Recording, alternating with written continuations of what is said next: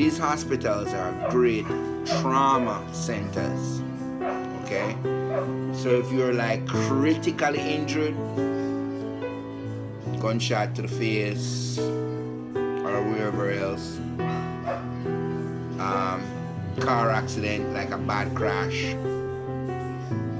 or a fall, anything that would like would cause critical injury, right? They're great. You go there, chances are you'll survive. Let's do the flip coins. The flip side of that.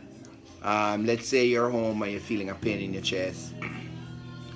May or may not be a heart attack or whatever. You go to that same hospital. First of all, the triage system, if you're not bleeding or seem like you're literally dying, they're going to ignore you, right? Because essentially they are just trauma centers.